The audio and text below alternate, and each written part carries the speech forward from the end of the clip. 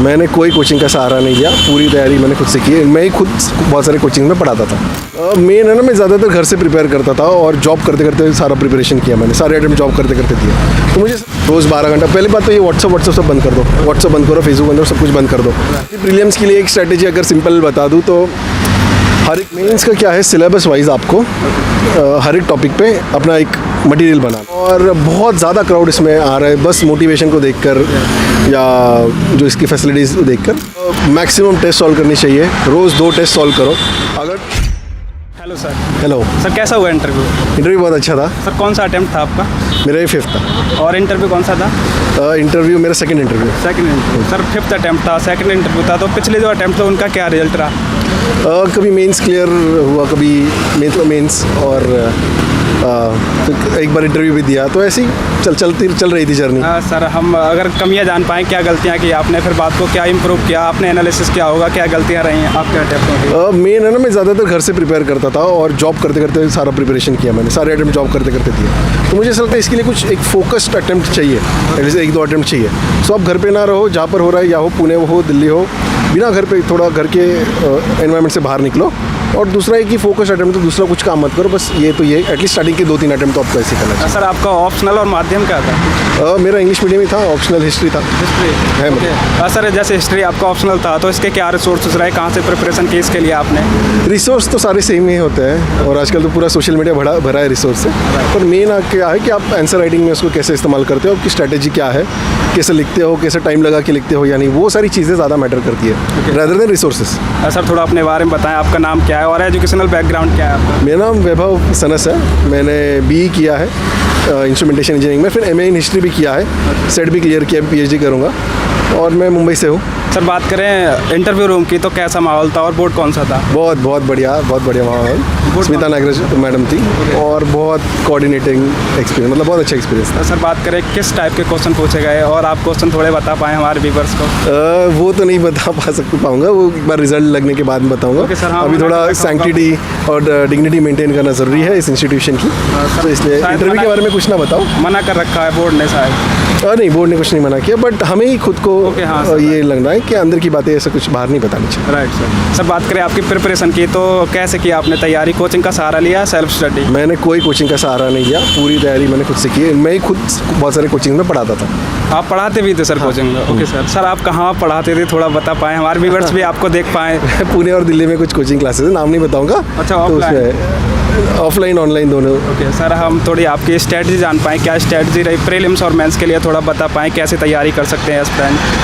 बहुत सारे अलग अलग लोगों की अलग अलग स्ट्रेटजी होती है, वो इंडिविजुअलिस्टिक होती है। मेरी प्रीलिम्स के लिए एक स्ट्रेटजी अगर सिंपल बता दूँ तो हर एक कोई आप सब्जेक्ट करो किसी रेफरेंस बुक से, उसी वक्त उस पर 2000 क्वेश्चन सॉल्व कर दो। पॉलिटी किया, लक्ष्मीकांत खत्म कर दिया, फिर उसके ऊपर 2000 क्वेश्चन सॉल्व करो। हिस्ट्री स्पेक्ट्रम और वो NCERTs खत्म कर ली, 2000 क्वेश्चन सॉल्व कर लो। ठीक है, ये करने के बाद आप एक 100 टेस्ट सॉल्व कर लो। 35 विजन की, 35 इंसाइट्स की, 35 फोरम की कर लो। इतना कर लोगे आप तो आपके पास एक 20,000 क्वेश्चन का सेट बन जाएगा और आपके रेफरेंस बुक्स अच्छे से हो जाएंगे। इतना सफिशिएंट है आपके लिए प्री क्लियर करने के लिए। जैसे आप प्रीलिम्स आने वाला है तो बहुत कम समय है, तो आप एस्पिरेंट को क्या करना चाहिए, आप कैसे तैयारी करनी चाहिए? मैक्सिमम टेस्ट सॉल्व करनी चाहिए, रोज़ 2 टेस्ट सॉल्व करो। अगर टाइम लगा के टेस्ट सॉल्व करने का टाइम नहीं है, फिर भी एक टेस्ट उठा लो, सीधा क्वेश्चन आंसर कर लो। इस तरीके से उन्होंने एटलीस्ट 7-8 हज़ार क्वेश्चन तो हो जाने चाहिए उनके। हाँ सर, जैसे आपने प्रीलिम्स वगैरह काफ़ी बार दे रखा है और क्वालिफाई भी किया है, तो जैसे एग्ज़ाम देते वक्त प्रीलिम्स का क्या क्या दिक्कतें आती हैं एग्ज़ाम देते वक्त, मतलब जब देने जाते हैं बोर्ड में हम? तो मेन तो एंग्जाइटी होती है, बच्चों में रात को सोते नहीं और एंड मोमेंट तक पढ़ते रहता है, वो ना करो, एकदम रिलैक्स रहो, अच्छे से जाओ एग्ज़ाम हॉल में। जितना पढ़ना है, एक दिन पहले पढ़ाई बंद कर दो और आराम से जाके एग्जाम का नींद लेकर। तो सर, थोड़ा मेंस के बारे में और बताएं, क्या स्ट्रेटजी रही आपकी, क्या रिसोर्स? मेंस का क्या है, सिलेबस वाइज आपको हर एक टॉपिक पे अपना एक मटेरियल बनाना है 2-3 पेज का, उसमें करंट अफेयर्स ऐड करते रहो। और दूसरा, टॉपर्स आंसर्स पढ़ते रहो, उन्होंने कैसे अच्छे से किया है। और तीसरा क्या है, प्रैक्टिस टाइम लगाकर। बहुत लोग प्रैक्टिस नहीं करते, टेस्ट सीरीज़ नहीं देते, तो ये होना चाहिए। टेस्ट बहुत सारे देने चाहिए, 2-3 लोगों ने मिलकर बैठ कर।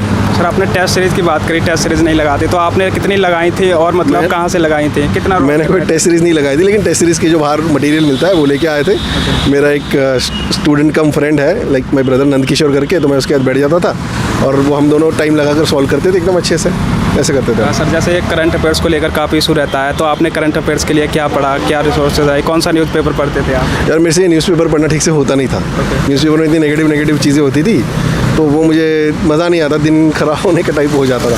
तो मैं क्या करता था, 1 महीने का पूरा लेता था एक एंड में, और वही मैं पूरा कोई भी चैनल हो उसमें पर डे की न्यूज़ एक साथ ही 2-3 दिन लगा के ख़त्म कर लेता। सर जैसे सी सेट अब आने वाला है, प्रीलिम्स का एग्ज़ाम आने वाला है, तो काफ़ी बच्चे सी सेट को क्वालिफाई नहीं कर पाते, तो आपकी सी सेट के लिए क्या स्ट्रेटजी रही, कैसे तैयारी की? मेरा तो मैथ्स अच्छा था तो मैंने ऐसा कुछ सेपरेट स्ट्रेटजी नहीं किया था, लेकिन जिनका मैथ्स वीक है उन्होंने भाई पिछले 8-10 साल की क्वेश्चन अच्छे से कर लो और बस वहाँ पे चले जाओ ऐसे। सर बात करें आपकी ऑल ओवर जर्नी की, जो इंटरव्यू तक की जर्नी, तो वो कैसी रही, किन किन समस्याओं का सामना करना पड़ता है यूपीएससी में? बहुत सारी समस्या, थोड़ा स्ट्रगल रहा। मैं काफ़ी हम्बल बैकग्राउंड से आता हूँ तो सारी चीज़ों में काफ़ी स्ट्रगल करना पड़ा, छोटी छोटी बेसिक चीज़ों में भी, but I am happy, I am here. अच्छे से गया मेरा इंटरव्यू। सर उन बच्चों को क्या कहना चाहेंगे जो इस फील्ड में आते हैं, यूपीएससी की तैयारी करना चाहते हैं या इस फील्ड में आना चाहते हैं, उनको आप क्या कहना चाहेंगे? बस एक ही कहना चाहूँगा कि मोटिवेशन, आपका चैनल भी मोटिवेशन का ही है, पर मोटिवेशन से एग्ज़ाम नहीं क्लियर होगी, डिसिप्लिन से क्लियर होगी। ठीक है, मोटिवेशन स्टार्टिंग पॉइंट ठीक है, पर आफ्टर ऑल आपको अपने लाइफ का डिसिप्लिन लाना पड़ेगा। और बहुत ज़्यादा क्राउड इसमें आ रहा है, बस मोटिवेशन को देखकर या जो इसकी फैसिलिटीज़ देखकर थोड़ा सा एनालिसिस करना चाहिए कि मतलब उनसे कैसे होगा, क्या होगा, और फिर ठीक है डिसिप्लिन लाइफ जीनी चाहिए। सर जो भी एस्पिरेंट मतलब तैयारी कर रहे हैं आपने, ओके सर लास्ट क्वेश्चन कर रहा हूँ सर, मेरे एक लास्ट क्वेश्चन, जो भी एस्पिरेंट तैयारी कर रहे हैं आप अपनी तरफ से उनको क्या मैसेज या एडवाइस देना चाहोगे? मैं ये कहना चाहूँगा, अगर आ गए हो आप इस फील्ड में तो फिर लड़ो, एकदम जोश से लड़ो एंड अपना अच्छा बेस्ट दो। रोज़ 12 घंटा, पहली बात तो ये व्हाट्सअप सब बंद कर दो, व्हाट्सअप बंद करो, फेसबुक बंद करो, सब कुछ बंद कर दो। तो ये आप बंद कर दो कि अपने आप अपना आपका फोकस हो जाएगा। मेन तो अभी सोशल मीडिया डिस्ट्रैक्शन है, वो आप एक बार बंद कर दोगे। Okay sir, thank you so much, all the best.